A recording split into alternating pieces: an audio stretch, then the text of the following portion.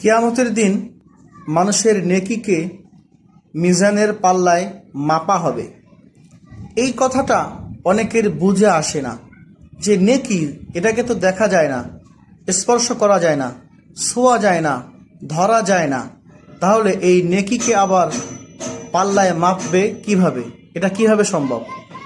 ভাই, দুনিয়ার সাধারণ ডাক্তার যদি আপনার জ্বর কত হয়েছে, 101 নাকি 99 নাকি 102 ডিগ্রি, সাধারণ পৃথিবীর ডাক্তার যদি আপনার জ্বরকে না দেখে মাপতে পারে, তাহলে মহান আল্লাহ যিনি আসমান জমিনকে বানিয়েছেন তিনি অবশ্যই আপনার নেকি না দেখা গেলেও এই নেকিকে মাপতে পারেন, ওজন করতে পারবেন।